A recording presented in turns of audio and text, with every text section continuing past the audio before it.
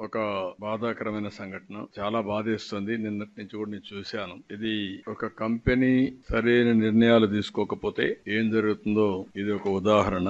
అదే మరి ఒక ప్రభుత్వం కూడా వారసత్వంగా వచ్చే కొన్ని సమస్యల వల్ల ఎలాంటి ఇబ్బందులు వస్తాయో ఇది కూడా ఒక డెమాన్స్ట్రేషన్. అది ఇక్కడ మనం చూస్తే Essentia advance sciences pharma company, ఇది రెడ్ కేటగిరీలో ఉండే కంపెనీ. 17 మంది చనిపోవడం, ఇంకా ఒక 7 మంది, ఒక అతనికైతే 54% బర్న్స్ ఉన్నాయి, ఒక అతనికి 24% ఉన్నాయి, ఒక అతనికి 17% ఉన్నాయి, ఇంకొక అతనికి 10% ఉన్నాయి. మిగిలిన వాళ్ళు మోర్ ఆర్ లెస్ తక్కువగా ఉన్నాయి. అవి కొద్దిగా నామినల్ ఇంజురీస్ గానీ కొంచెం సీరియస్ ఇంజురీస్ గానీ ఉన్నాయి. ఏదైతే చెస్ట్ బోన్ ఒకటి బ్రేక్ కావడం ఇలాంటి సంఘటనలు కూడా ఉన్నాయి. నేను వస్తానే ముందు వాళ్ళ దగ్గరికి వెళ్ళాను. ఏదైతే ఫస్ట్ నేను వెళ్ళింది సీరియస్ గా ఉండే వాళ్ళందరినీ పరామర్శించాను. ఆ తర్వాత హాస్పిటల్కి వెళ్లి ఎవరైతే హాస్పిటల్లో డెడ్ బాడీస్ అన్ని పోస్ట్ మార్టం వచ్చి కుటుంబ సభ్యులు బాధితులు వచ్చారు వాళ్ళని పరామర్శించాను, ఓదార్చాను. కానీ కొన్ని సంఘటనలు చూస్తే చాలా బాధేస్తుంది. 4 నెలల ప్రెగ్నెంట్, లేకుంటే ఒక బాబు కూడా 2 ఏళ్లు కూడా కాలేదు మ్యారేజ్ అయ్యి అతను చనిపోయి ఆ అమ్మాయిని చూస్తే చాలా బాధేస్తుంది. ఇలాంటి సంఘటనలు చాలా సంఘటనలు, ఒక హృదయ విదారకమైన సంఘటనలు జరిగాయి. అవి చూసిన తర్వాత వాళ్ళందరితో మాట్లాడి ఒక భరోసా ఇచ్చాం.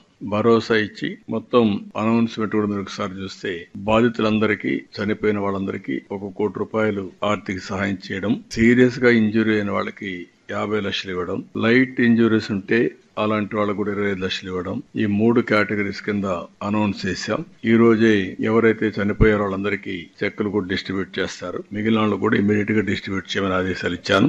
అవి కూడా ఇమీడియట్ గా ఇస్తాం. అయితే మనం ఆర్థిక సహాయం చేయొచ్చు గాని కుటుంబాలు తేలేం. ఆ కుటుంబానికి ఎవరైతే ఆధారంగా ఉంటారో, ఎవరైతే ఆ కుటుంబానికి ఒక సెక్యూరిటీగా ఉంటారో వాళ్ళు మనం తేలేం. అది జీవితాంతం తీరని లోటు.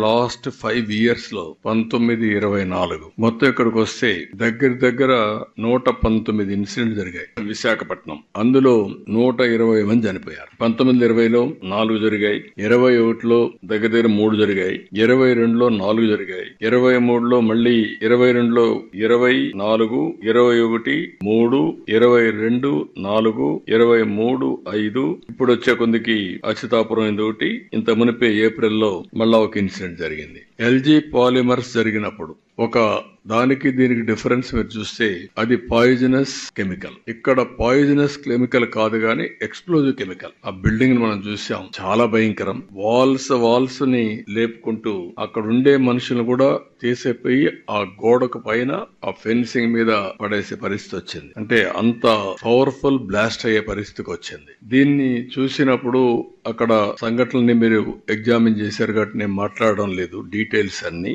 దీని మీద మనం ఒకసారి చూస్తే పాలిమర్స్ అయినప్పుడు ఒక I4 కమిటీ కూడా వేశారు. ఆ I4 కమిటీ వేశారు, నామమాత్రంగా ఆర్డర్స్ ఇష్యూ చేశారు, ఎగ్జిక్యూషన్ 0. దీని వల్ల టోటల్ గా ఈ రోజు ఈ పరిస్థితి వచ్చే దానిపైన మీరు చూస్తే జీవో 156 ఒకటి రిలీజ్ చేశారు. కాకినాడలో ఒక సంఘటన జరిగితే అప్పుడు కూడా జీవో 79 రిలీజ్ చేశారు. కానీ రెగ్యులేటరీ అథారిటీస్ మాత్రం నామమాత్రంగా చర్యలు తీసుకున్నారు తప్ప ఎక్కడ యాక్షన్స్ తీసుకునే పరిస్థితులు లేరు. దానివల్ల రిపీటెడ్ గా జరుగుతున్నాయి.